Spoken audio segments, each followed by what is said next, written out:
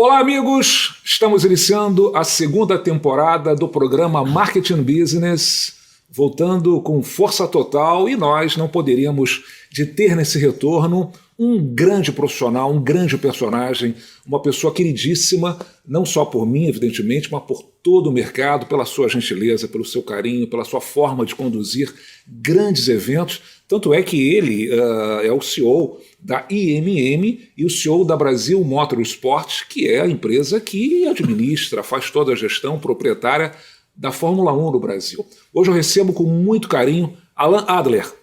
Alan Adler é o nosso convidado, o nosso entrevistado, que na realidade é um grande papo que vai nos contar da sua trajetória de sucesso, dos seus eventos de sucesso, de como ele entrou e está desenvolvendo um brilhante trabalho hoje na Fórmula 1 e contar um pouquinho mais de curiosidade desses grandes eventos que a IMM cuida, tem a gestão e evidentemente faz sucessos inquestionáveis como o Rio Open, o próprio Circo de Soleil, que está voltando com força total para o Brasil, o evento Taste de gastronomia e outros grandes eventos que a IMM tem a gestão e tem a responsabilidade de produzir com muito sucesso. Alan, um prazer de tê-lo aqui no programa Marketing Business. Prazer é meu, Marcelo. Sabe que eu tenho você é muito querido. Obrigado, Alan. Uma consideração muito grande por você, todos esses anos aí, estando junto em vários projetos, então estou aqui pronto aí para bater esse papo. Que bom, que bom. Alan, para a gente começar, antes de falar dos grandes eventos, da sua trajetória de sucesso, você sempre foi um grande esportista, um grande atleta, continua sendo, não mais profissional, mas medalhista. Eu queria entender um pouquinho dessa tua trajetória. Você é um velejador, medalhista no Pan-Americano, participou de 3 Olimpíadas. O que te fez sair desse mundo esportivo, profissional, e entrar no mundo do entretenimento? O que você levou para esse mundo do entretenimento? Então, Marcelo, assim, a minha história na vela começou com meu pai. Meu pai esteve na Olimpíada de 64, no ano que eu nasci. Que legal. Ele estava lá em Tóquio e depois eu tive a oportunidade de participar de 3 Jogos Olímpicos. Eu sempre quis ser velejador, sempre sonhei em ser um grande atleta de vela, e eu acho que o esporte ensina isso, ensina foco, determinação, disciplina. Então essas qualidades, essa virtude, você leva para a vida. E minha história com a vela foi muito intensa. Eu comecei aos 10 anos. Parei de velejar uns 10 anos atrás, realmente parei, porque eu sempre gostei muito da competição. E foi por causa da vela que eu cheguei onde eu estou nesse mundo do esporte e entretenimento, porque a minha família trabalhava com uma metalúrgica e uma empresa que beneficiava o cacau em Salvador. Uhum. Então eram indústrias. Uhum. E eu trabalhei 14 anos nessa indústria, nas Forjas Brasileiras, que era no Rio de Janeiro, uhum, na Via Dutra.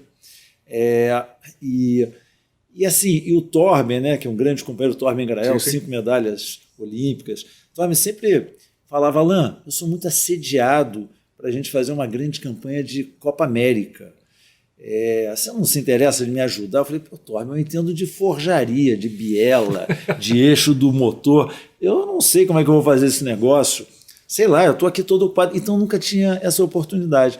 Mas num certo momento eu fui para o conselho da empresa. Eu era presidente dessa empresa e depois eu fui para o conselho.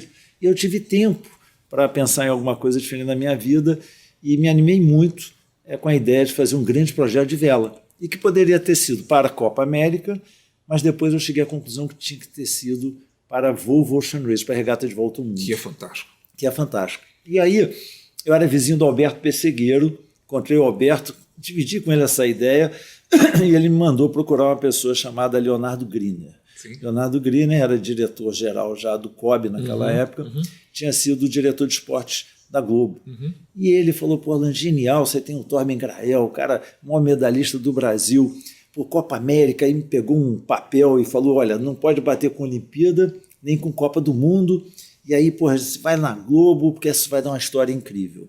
E ali eu me animei, ele me apresentou ao Enio Ribeiro, que está comigo há 20 anos, que era um profissional de marketing, sabia trabalhar com esporte, ele era presidente do time Suzano de voleibol. Caramba, interessante. E aí eu chamei o Enio para me ensinar, me ajudar. como captar patrocínio para grandes projetos. Até então, eu, como velejador, pedia patrocínio, né? Favor, para meus projetos de vela. E assim eu entrei nesse mundo do esporte. Começou com a Brasil 1? Não, começou com Vela Brasil. A primeira empresa eu dei o nome de Vela Brasil. Era eu, o Enio, e tinha uma secretária. Em São Paulo, o escritório, trabalhava já home office. Esse negócio de home office eu já fazia em 2002, não tinha pandemia nenhuma, eu trabalhava lá. E a gente teve um êxito incrível, muito por conta, eu acho, do meu network da vela me ajudou muito. Sem dúvida. Eu conhecia muita gente e eles abriram portas. E o Enio me ajudou a desenhar um projeto de vela que era feito não pelos velejadores. Porque até então um evento de vela, coitado, era lá longe, você levava um jornalista ou um cameraman lá para o alto mar, o cara enjoava, nunca mais voltava. Ninguém entendia nada daquela regata, demorava. A gente mudou tudo, fomos conversar com a Globo, chegamos com um projeto inovador, um projeto que a gente colocava, além dos melhores velejadores do Brasil juntos, uma regata curta de 15 minutos, chamava-se Match Race, era um duelo entre 2 barcos. Quem ganhasse, era fácil de entender, o cara que chegava na frente ganhava, que era o modelo da Copa América, da America's Cup. E lançamos o Match Race Brasil, íamos colocar um cameraman dentro do barco, íamos colocar 2 convidados dos patrocinadores dentro do barco. Viver a emoção mesmo. Viver aquela emoção com o Torme dentro do barco, você tem que ver, o bicho vira uma fera, imagino. Fala nomes incríveis. Então aquilo tudo foi um sucesso. Fiz a minha primeira venda de patrocínio para o UBS, na Suíça, fui até a Suíça, porque o UBS patrocinava a vela naquela época. Depois a gente conseguiu um patrocínio da Vivo, porque o meu amigo português, velejador, era um dos maiores acionistas da Portugal Telecom, que era dona de 50% da Vivo. Me apresentou Francisco Padinha, ele comprou o patrocínio. Depois o Comodoro do Iate me apresentou o presidente da American Express, Hélio Magalhães, naquela época, comprou. Então, quando nasceu o projeto, já nasceu com marcas incríveis. Já nasceu grande. Deu primeira página, eu me lembro, do Globo, aquelas marcas, aquele balão. Fizemos um evento em Búzios, o pessoal chegava de helicóptero, fiz um hospitality boat lá naquela época. Foi um sucesso. Que bom, Alan. E aquilo abriu uma avenida, porque no ano seguinte a gente lançou a ideia do Brasil 1, que foi montar uma equipe brasileira na regata de volta ao mundo. A gente não fez a Copa América precisava de 100 milhões de dólares. Uau. O risco era muito grande de você já perder nas eliminatórias, ou seja, o risco comercial para os parceiros era muito grande, porque você precisa de um projeto com esse dinheiro extenso, né, horizontal. Mas a Volvo Ocean Race, o cheque era menor, era um cheque na casa dos 30 milhões de dólares, e aí em 2004 eu tive o apoio do ministro Furlan, que a gente lançou um projeto de Brasil, mostrar que o Brasil saberia gerenciar projetos complexos de alta tecnologia, sair um pouquinho daquela história do samba, do cafezinho, do futebol. Furlan não era velejador, se encantou, eu não fui pedir dinheiro, e o Furlan deu um apoio financeiro na época, e depois, mais uma vez, o Francisco Padinha da Vivo comprou a ideia da regata de volta ao mundo Brasil. Ali nasceu um projeto incrível, projeto na época de 15 milhões de dólares, sem incentivo nenhum. A gente conseguiu captar com várias marcas incríveis, marcas fortes, globais. A Embraer era um símbolo da época, entrou no projeto. Você vê com a quantidade de marcas parceiras, né? HSBC, lembro do banco, a Motorola, a Qualcomm, a própria Vivo, a Nivea entrou, a Nivea trouxe lá a Gisele Bündchen para lançar logo um Fator Azul, um creme de sol. Sensacional. A Agora Senior, ThyssenKrupp, quer dizer, e a marca Brasil. E a vela, tradicionalmente, né, quer dizer, é um segmento esportivo completamente medalhista, né? Não, sucesso total, né, em todas as esferas, né, olímpicas, pan-americanas, enfim. Então foi um projeto que eu chamo, não foi um projeto de vela. A vela era o conteúdo, mas foi um projeto de mostrar uma imagem de um Brasil diferente, competir com as maiores nações, primeiro mundo, com capital e recursos humanos, e no final a gente chegou no pódio, fomos terceiro lugar, ganhamos uma etapa. Você pode comparar com a Fórmula 1, você ganhar uma etapa de Fórmula 1, o que não significa isso? Ganhamos de equipes como Ericsson, equipe sueca, ganhamos do segundo barco da Holanda, ganhamos da Telefônica, que era sócio da Vivo. Que legal. Você imagina, o Francisco Padinha virou meu melhor amigo. Ele chegou no conselho da Telefônica, olha imagina. O Brasil ganhou, o barco da Telefônica afundou, teve que ser abandonado no Atlântico Norte, projeto com o dobro do nosso orçamento. Por quê? Porque no final, Marcelo, o que importa são as pessoas que você trabalha. Quem está no barco, né? São pessoas que agregam, que é o time, né? É o time, é o verdadeiro time. São diferenciais. Então, foi uma história de sucesso. Fizemos o barco no Brasil, a pedido do ministro Furlan. Imagina fazer um barco da mais alta tecnologia no Brasil, em Indaiatuba. E esse projeto me deu muita credibilidade. Todo mundo pergunta, você ganhou dinheiro? Eu falei, não, eu não quebrei. Não quebramos, porque um projeto desse, normalmente é fácil quebrar, porque todo o dinheiro que você arrecada vai para melhorar o projeto. Mas a gente acabou em terceiro lugar e falei com o Brasil inteiro, e dali então foi uma avenida para chegar onde eu estou hoje em dia. Foi para o mundo do entretenimento ao vivo.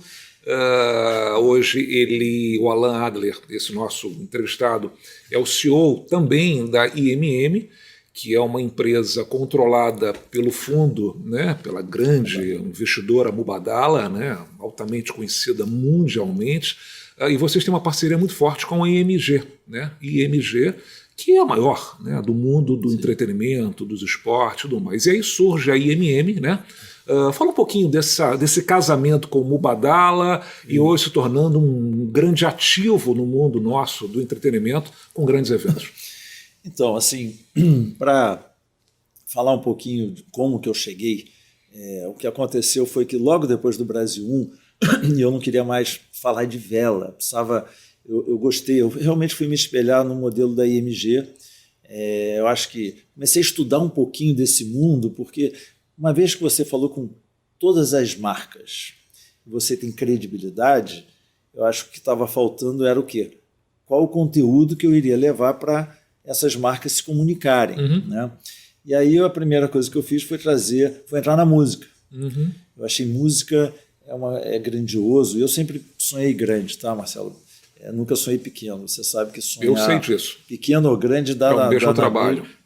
Então, a gente trouxe a turnê do The Police, final de 2007, no Maracanã. Isso com qual empresa? Já com a... Chamava-se Brasil 1. Brasil 1 também. A Vela Brasil, depois eu tive que abrir uma empresa, que era o nome do projeto Brasil 1. E aí eu continuei com o Brasil 1, porque o Brasil 1 ganhou muita visibilidade. E aí a Brasil 1 virou Brasil 1 Esporte e Entretenimento. Então, em 2007, fiz o The Police. Aí depois eu trouxe um evento de golfe feminino, que foi o Ladies PGA. Eu estive lá, sensacional, no TH Golf. Entrei no Travessia dos Fortes, aquele evento lindo de natação, né, de maratona aquática na praia de Copacabana. Acabei entrando em skate, trouxe aquela mega rampa. Enfim, comecei a fazer um monte de coisa. Quando que chegou em 2009, todo mundo começou a falar que a bola da vez era conteúdo, que a mídia ia se fragmentar, que a distribuição de mídia ia mudar. Tudo aquilo que de fato veio acontecer 10 anos depois, já se falava naquela época. E aí vários publicitários começaram a buscar conteúdo, seguir até o caminho que o Roberto Medina seguiu com o Rock in Rio. Teve o Eduardo Fischer lá com um evento que era SWU, Start With You. Eu lembro disso. Fez um grande show. Depois veio o Nizam Guanais e entrou nesse negócio. E aí a própria Globo, né, através daquele projeto da GEL, eu lembro, resolveu entrar, foram milhões investidos em entretenimento. Todo mundo começou a se movimentar. E aí um belo dia, e eu já estava quando eu comecei a fazer o golfe, eu entrei no mundo da IMG. A IMG começou a olhar para a gente, veio aqui alguém fazendo Ladies PGA, aqui a gente começou a se aproximar.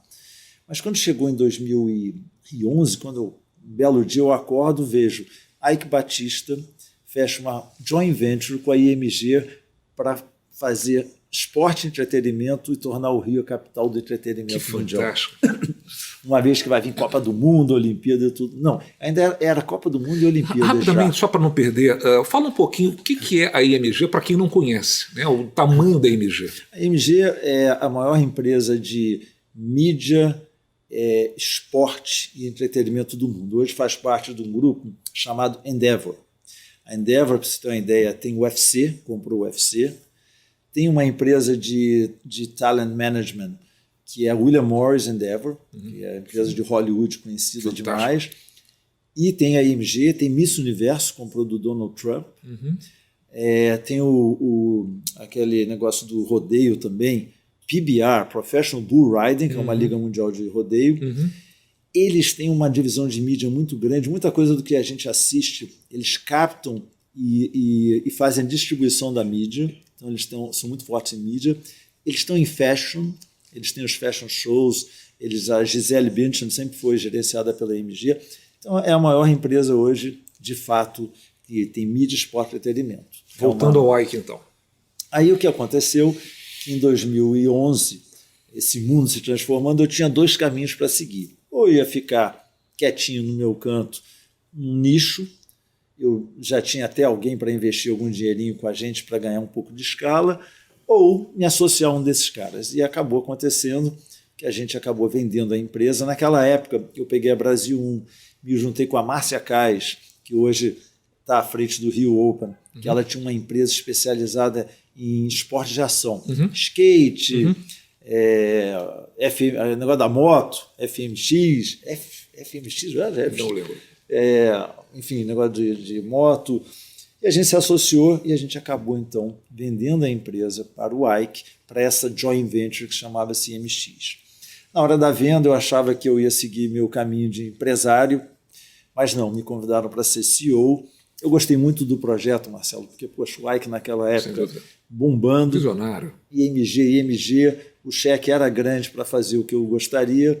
Na primeira reunião eu apresentei o projeto e o plano, eles toparam, e daí, durante 2 anos, construímos muita coisa, o que é a base e a essência da IMM hoje, que foi, na época, nós nos associamos ao Roberto Medina no Rock in Rio, nós fizemos uma joint venture com o Cirque du Soleil, nós compramos a data do Rio Open, e a gente criamos uma tiqueteira, a Tudos, entramos em uma série de projetos. Você sabe, fizemos talent management do Neymar, Thiago Silva, Gabriel Medina, fizemos hospitalidade nos estádios, cuidamos de hospitalidade, fizemos consultoria. Caramba, foi abraçar o mundo em 2 anos. E aí, em 2014, o Ike teve os problemas financeiros, e aí a Mubadala, que é esse fundo do governo de Abu Dhabi, 288 bilhões de dólares investido, ele tinha uma dívida, ele tinha emprestado 2 bilhões de dólares para o Ike. E ele tinha sido muito vivo e ele emprestou na holding do Ike. Então ele era o primeiro grande credor que podia de fato pedir a falência do Ike e não das empresas. E com o Ike ia desmoronar o castelo todo. Eles foram sempre muito competentes e eles conseguiram então negociar a participação em vários ativos do Ike. E um deles era a empresa de esporte e entretenimento. Eu sempre perguntei, mas por quê? Tão pequeno para o tamanho de vocês, mas eles sempre gostaram desse setor. É um setor que traz um goodwill muito grande. E relacionamentos? Então, esse relacionamento, exatamente. Eles já eram sócios do UFC. Por exemplo, eu sei que o governo hoje de Abu Dhabi é o dono do Manchester City, por exemplo. Então, eles já estavam nesse ecossistema e ficaram então com esse ativo, e aí a gente combinou de tirar o X na época e botar o M, e aí começou uma nova jornada com a Mubadala, uma nova história que já existe há 8 anos. O tempo voa. É impressionante. O tempo voa, a gente está aqui. Ó. Eu acompanho. Olha o cabelo. Olha o cabelo. Eu não tenho para mais, mas eu acompanho, evidentemente, o sucesso e a qualidade dos eventos, da entrega que a IMM faz com o UFC, com o Cirque du Soleil, com o Rio Open, com o Taste, com o São Paulo Fashion Week, com o Oktoberfest em São Paulo, enfim. Olha, vamos dar uma paradinha rapidinho nesse papo aqui maravilhoso com Alan Adler, CEO da IMM, da Brasil Motorsport, detentora da Fórmula 1 no Brasil. A gente volta já já.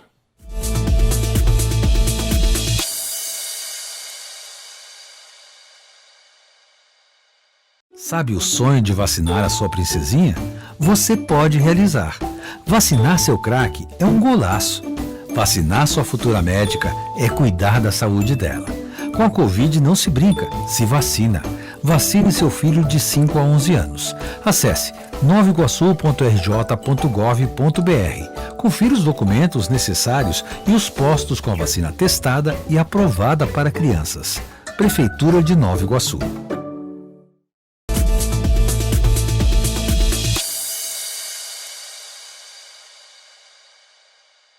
Estamos voltando com o programa Marketing Business, hoje conversando e nesse papo maravilhoso com Alan Adler, CEO da IMM e da Brasil Motorsports, detentora da Fórmula 1 no Brasil.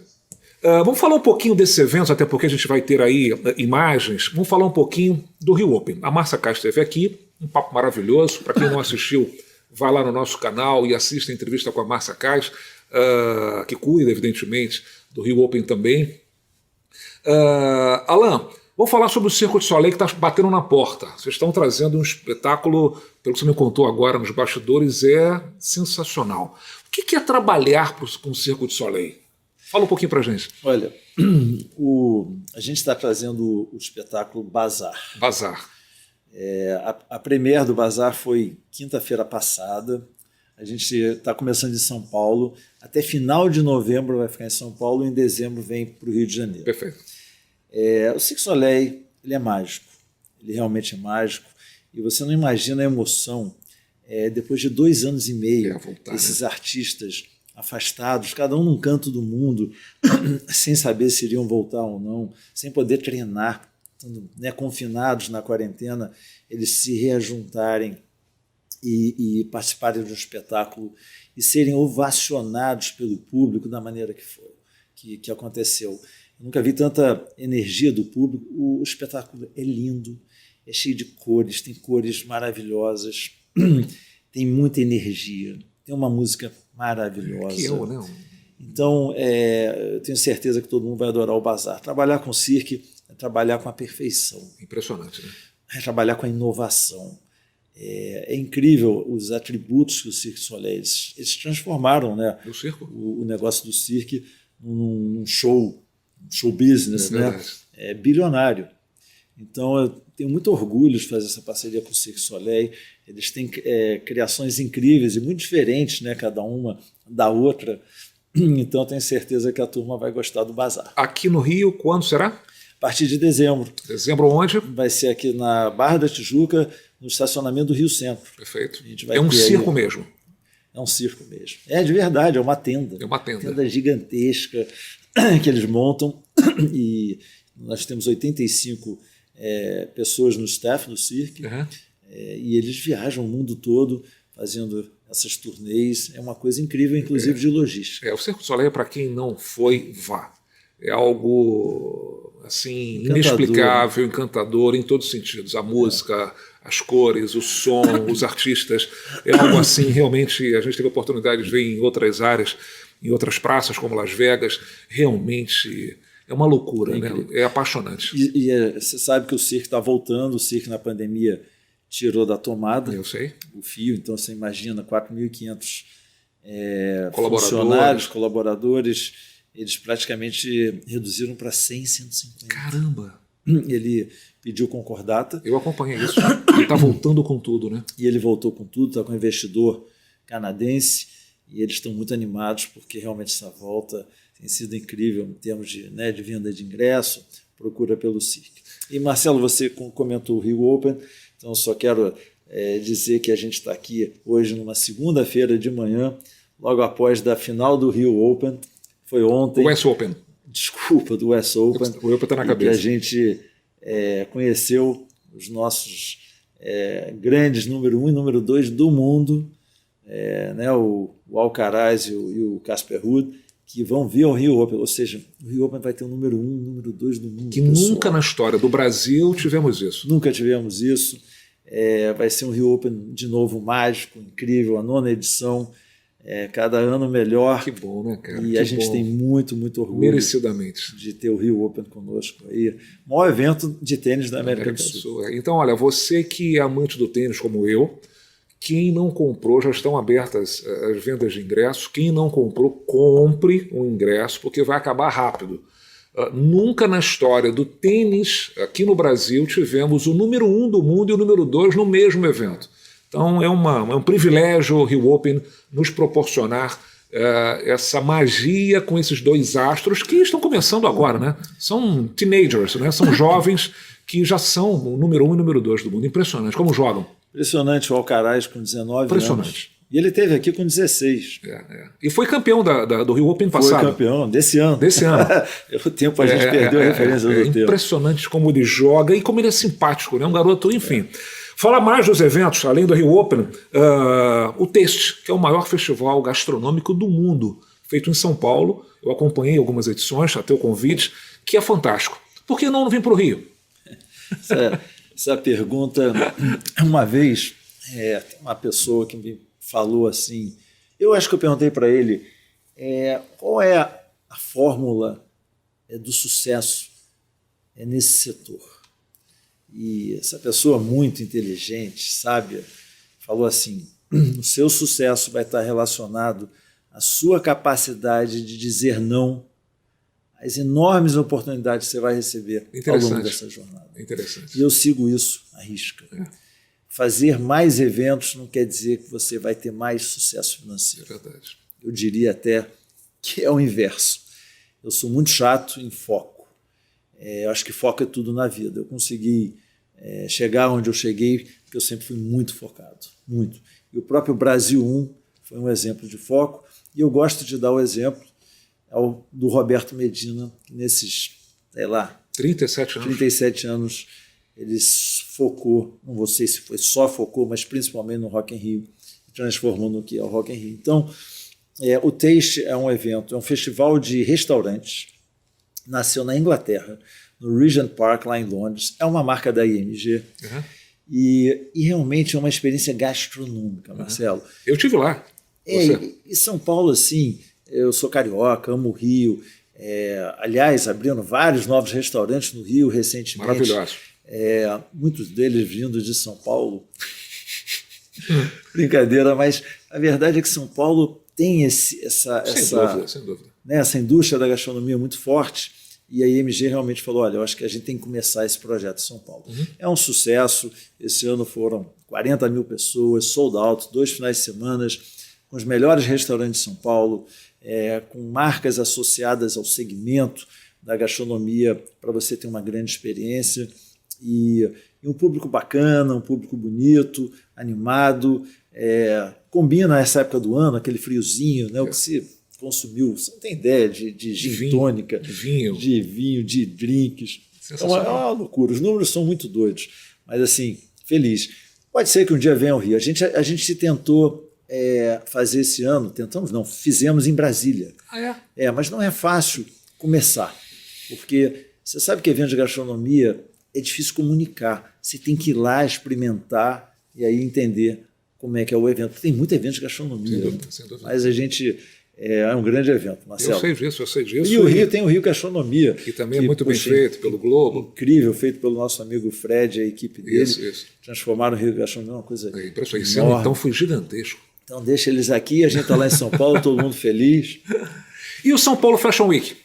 Essa é outra marca que tem uma força. Impressionante. Assim, impressionante. Maior evento de moda, né? É incrível, da América do Sul também. O Paulo Borges, o fundador, criador, está com a gente, conhece esse mercado como ninguém. A repercussão de um São Paulo Fashion Week é impressionante. Como é que repercute? Impressionante. Moda, o consumo de moda só faz crescer. Então, é um evento que a gente está... A moda se transformou muito, né, Marcelo? Você sabe disso. Você acha que você tem moda em casa e se transformou muito nos últimos anos. E, às vezes, assim, os eventos eles precisam se transformar, você precisa encontrar novos formatos para acompanhar essa transformação da indústria, que seria o objeto daquele evento. Então, no São Paulo Fashion Week, a gente tem ainda um sonho de ter um evento um pouco diferente do formato atual. A gente vai chegar lá. A pandemia atrapalhou muito, né? Mas a ideia é virar um grande festival de moda, de novo, com experiência. Eu acho que tudo na vida hoje são experiência. Sem dúvida. E conseguir abrir o São Paulo Fashion Week. Você sabe que o São Paulo Fashion Week é um evento só para convidados? Sabia.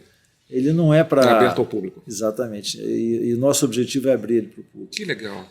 Que legal. É uma experiência fantástica. Todo mundo consome moda. Exato. Né? Então, você sai de um evento que hoje tem 20, 30 mil pessoas, a gente quer fazer um evento de mais de 100 mil pessoas, a semana inteira em São Paulo, e com bastante conteúdo, né? Falar de moda, você fala desde, né, toda a cadeia de moda, a indústria têxtil, né, é a segunda maior indústria hoje no estado de São Paulo. Então tem muito assunto, então você imagina onde que a gente quer chegar daqui a alguns anos. Alan, antes que a gente volte aos eventos, a gente está voltando, né, o entretenimento, os grandes eventos estão voltando com tudo. Eu sinto, a gente estava conversando antes do nosso papo, do show do Coldplay no Rock in Rio agora, nesse final de semana, a catarse de emoção que foi, as pessoas queriam de fato viver aquela emoção, jogar para fora, porque realmente estivemos aí 2 anos com isso travado no peito.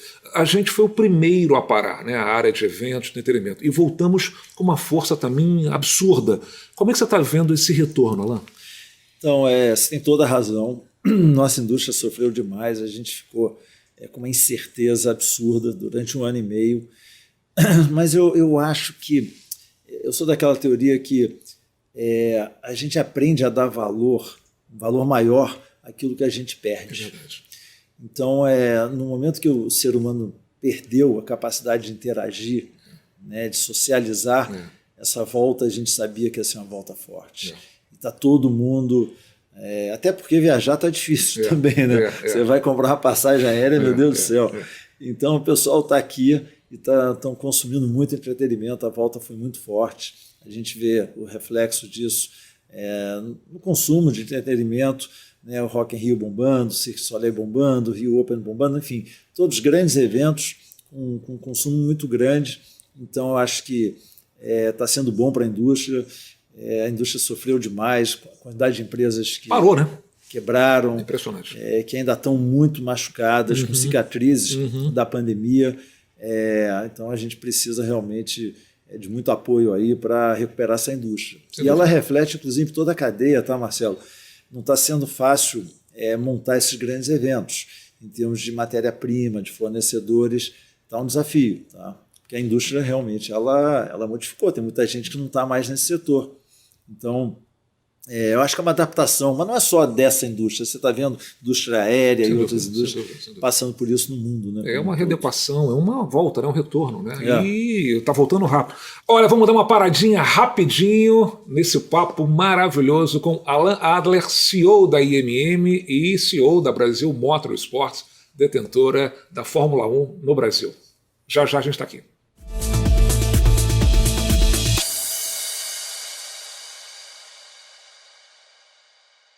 Sabe o sonho de vacinar a sua princesinha? Você pode realizar. Vacinar seu craque é um golaço. Vacinar sua futura médica é cuidar da saúde dela. Com a Covid não se brinca, se vacina. Vacine seu filho de 5 a 11 anos. Acesse novaiguaçu.rj.gov.br. Confira os documentos necessários e os postos com a vacina testada e aprovada para crianças. Prefeitura de Nova Iguaçu.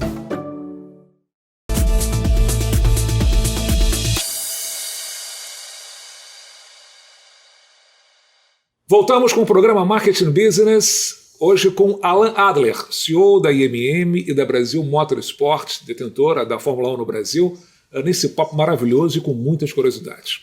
Alan, a gente que é amante, né, do entretenimento, dos grandes eventos, né, a gente que tem, infelizmente, a oportunidade de conhecer também eventos e características turísticas do mundo, falando um pouquinho do nosso Rio de Janeiro, no qual eu sei que você é apaixonado e mora aqui, e vive aqui e tem um carinho muito forte. Eu até escrevi um artigo ontem na coluna do jornal Correio da Manhã, do nosso querido Magna Vita. A gente tem um diferencial, né? O solo carioca, o povo carioca, aquilo que a gente viveu no Coldplay e no Rock in Rio, sem nenhum tumulto, tudo funcionando, uma alegria, todo mundo, as famílias se abraçando. O Rio é isso, né? O Rio realmente prova a cada evento, no Rio Open, no Cirque du Soleil, tudo aquilo que a gente vê, essa característica de nós entregarmos brilhantemente grandes acontecimentos do entretenimento e, evidentemente, envolvendo o turismo. Ainda estamos engateando um pouquinho nessa área turística, né? Lamentavelmente, você que roda o mundo e você vive o que o mundo faz turisticamente, o que está faltando para a gente, de fato, ser uma potência turística?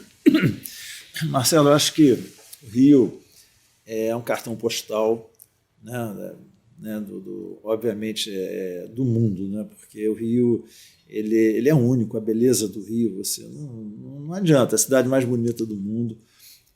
O Rio é charmoso, o Rio tem um ambiente acolhedor, como você falou, o povo carioca ele gosta de receber, ele é hospitalar, né, ele gosta de socializar.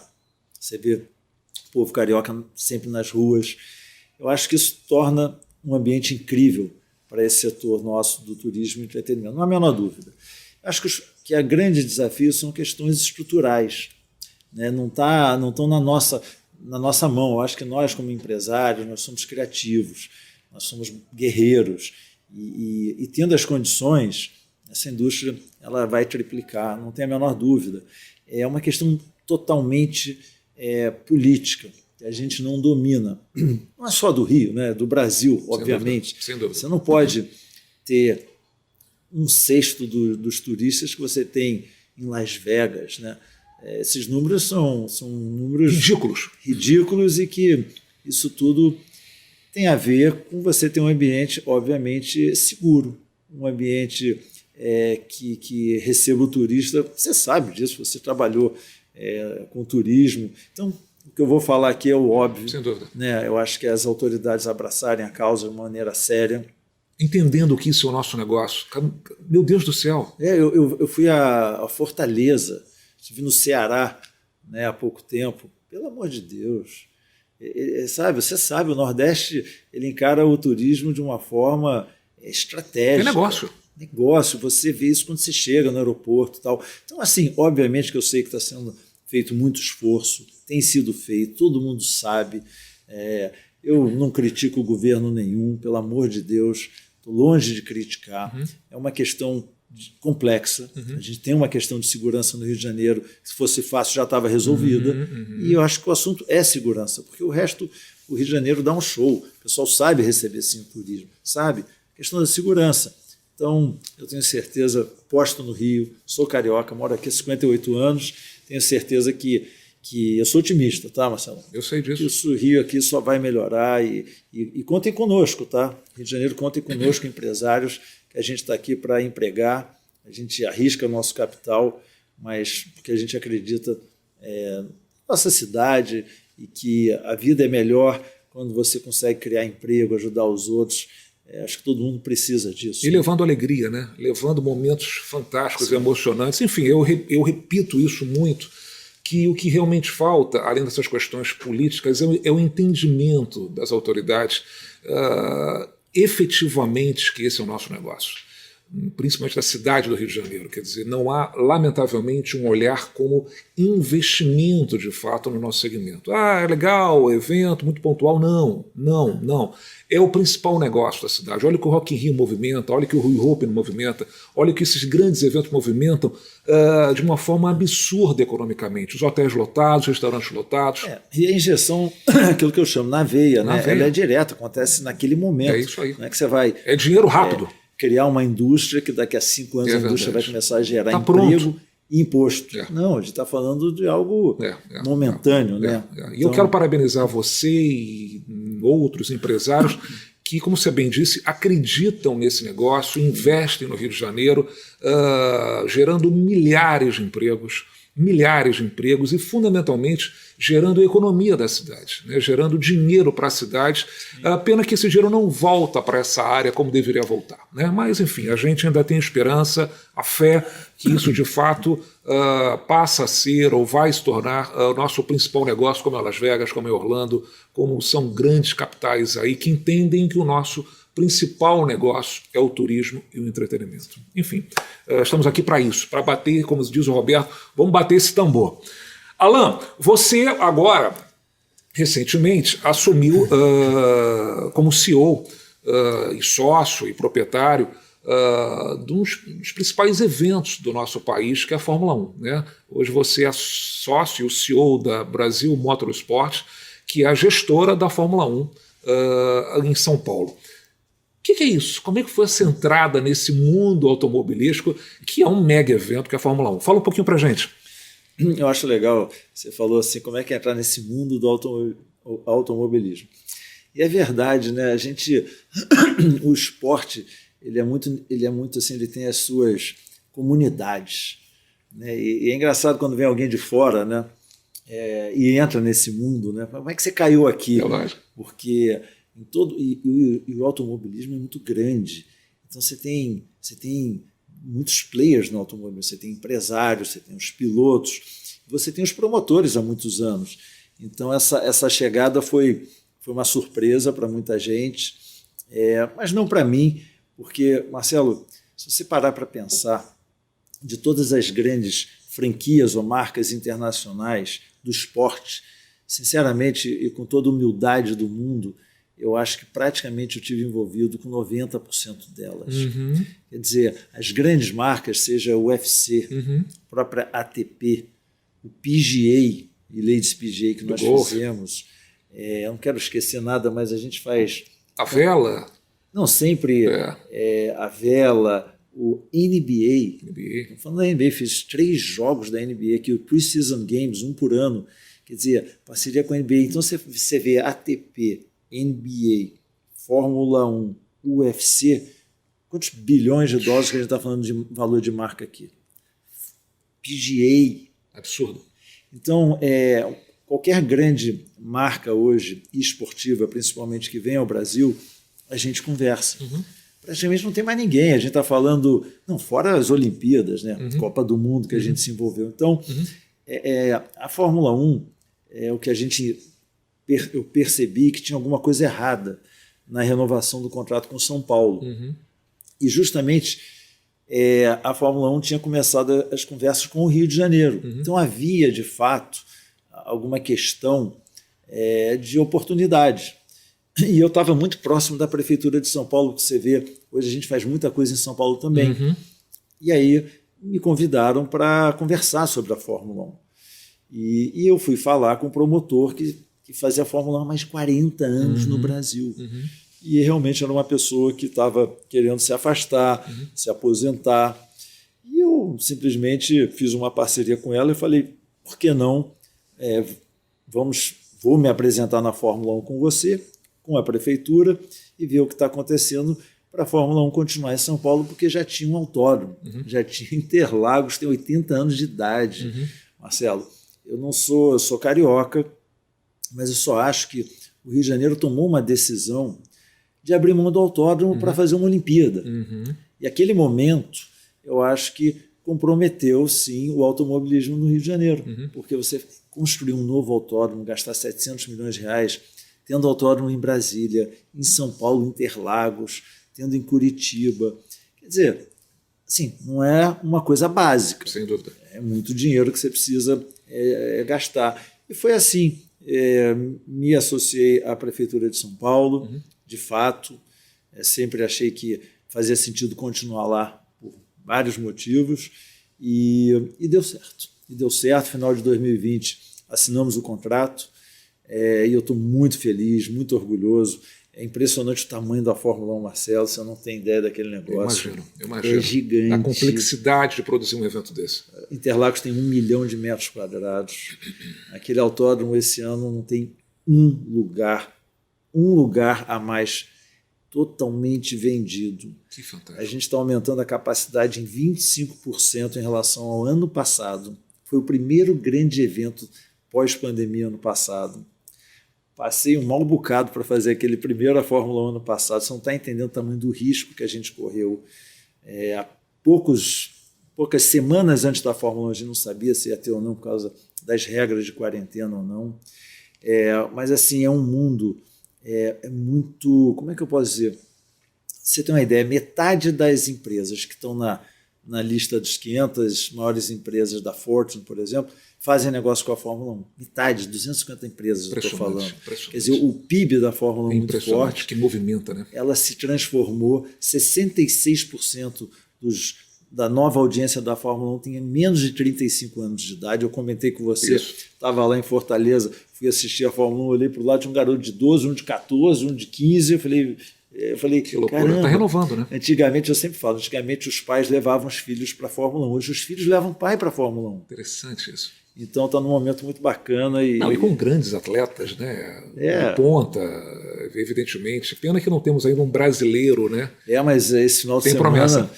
A Fórmula 2, né? Esse final de semana, Felipe Drogovic, cara, ganhou depois de 20 anos que o Brasil não conquistava. Que legal isso, né? Um grande título no automobilismo internacional. O Felipe ganhou a Fórmula 2 com antecedência, ou seja, ainda falta 2, 3 GPs, ele já ganhou. Esse garoto promete. Foi anunciado que ele vai se juntar à equipe da Aston Martin, tá? Apoiado por um banco brasileiro. Tá? Então, sinceramente, é um nome. Na vida, a gente trabalha, a gente faz o que pode, mas tem que ter um pouco de sorte também. É verdade. Eu acho que está num momento incrível a Fórmula 1, estou muito feliz, e eu acho que a gente vai ter um piloto aí já brasileiro de volta no grid. Conta uma curiosidade da Fórmula 1 para esse nosso público amante, não só da Fórmula 1, como também do entretenimento. Foram momentos angustiantes, eu sei disso, no momento de pandemia, mas é um mega evento para o mundo inteiro, né? Agora temos novamente em novembro, em São Paulo, né? Conta uma particularidade da Fórmula 1 que ninguém sabe, só você sabe, possa contar para a gente. O que tem de diferente, o que tem assim de... Marcelo, assim, a Fórmula 1, ela tem tanta coisa. Eu imagino. Assim, é porque a Fórmula 1 tem vários stakeholders, né? Primeiro você lida com a FIA, que cuida da competição, e a gente está falando de uma competição de grande, assim, é muito perigosa a Fórmula 1, né? Aqueles carros naquela velocidade, então os cuidados que a gente requer com a pista para conseguir a licença daquela pista requer muito trabalho na pista. Depois você lida com a Fórmula 1 Management, que é dona dos direitos comerciais da Fórmula 1, que não é a FIA, que essa é a Fórmula 1 que a gente conhece, que o Bernie Eccleston criou, lembra? Então você tem que cuidar de todas as questões comerciais do evento. Propriedades 1000, né?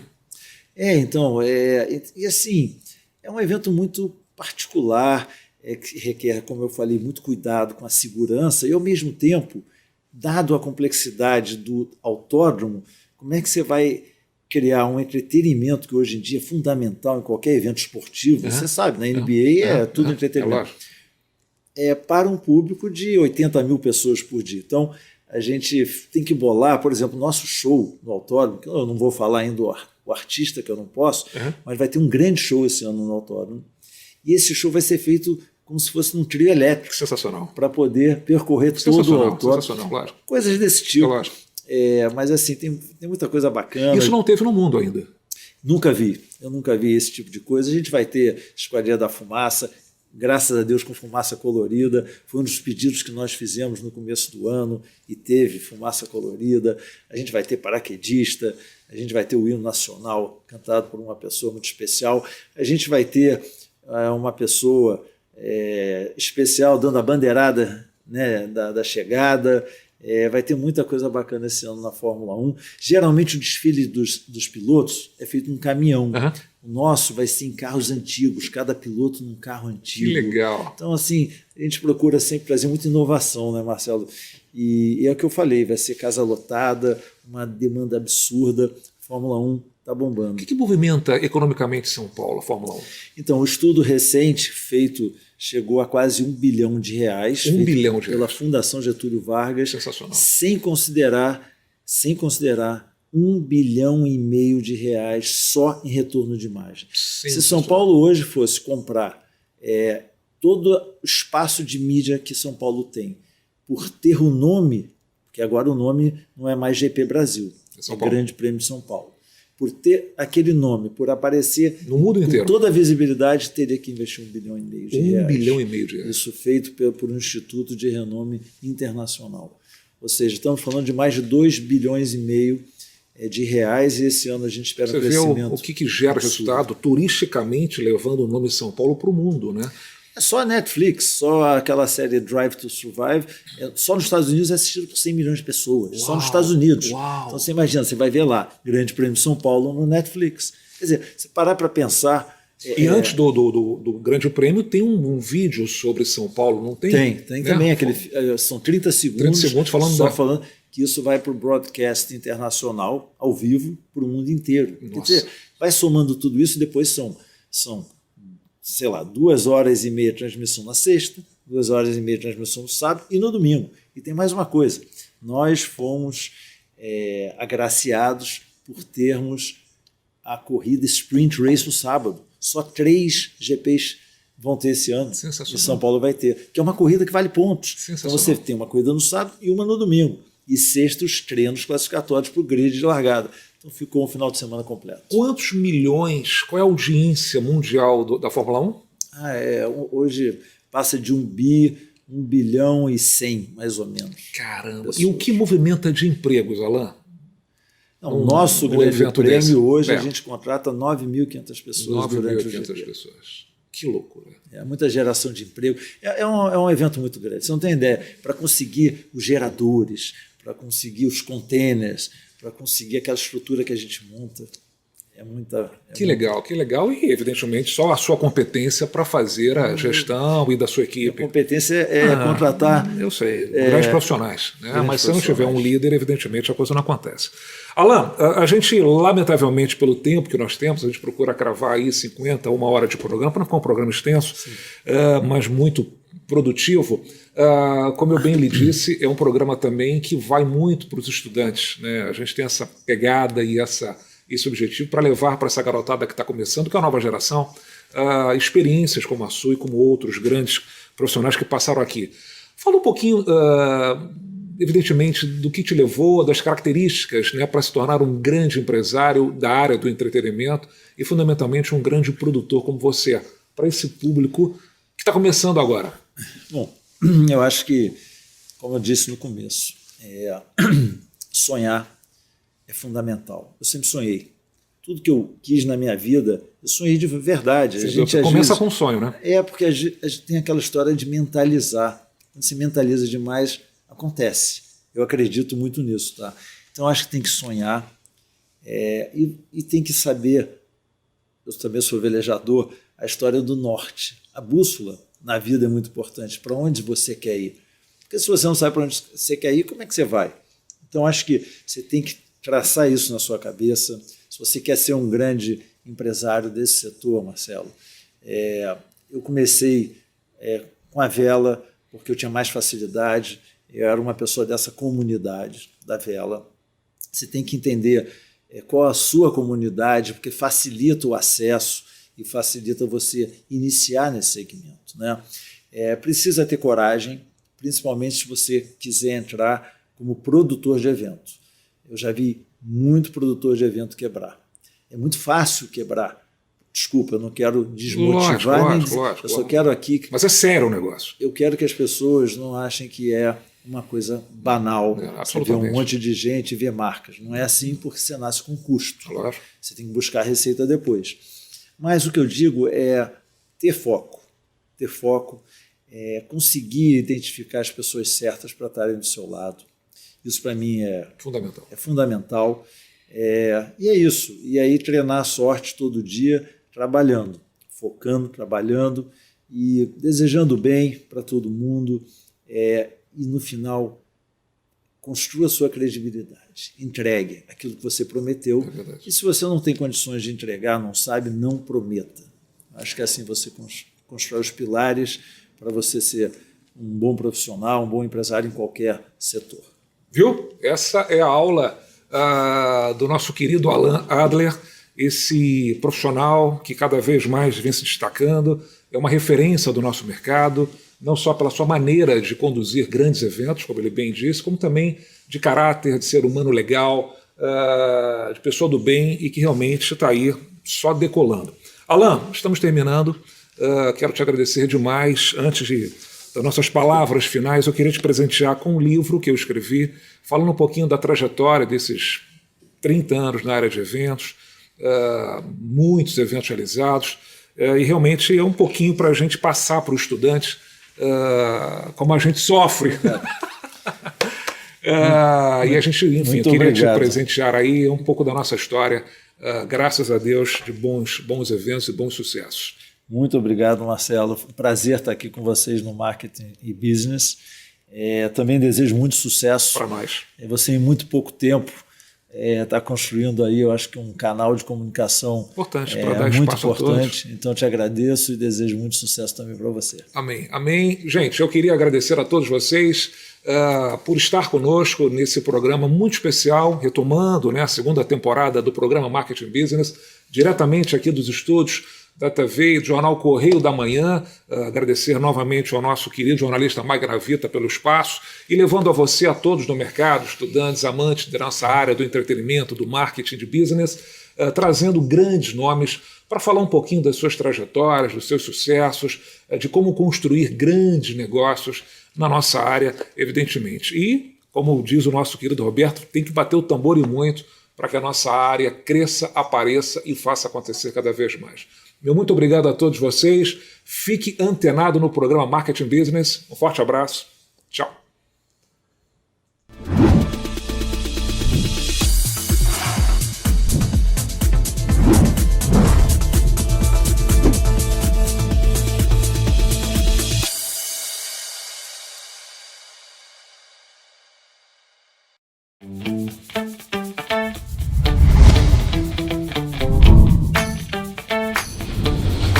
TVC, a TV do Correio da Manhã.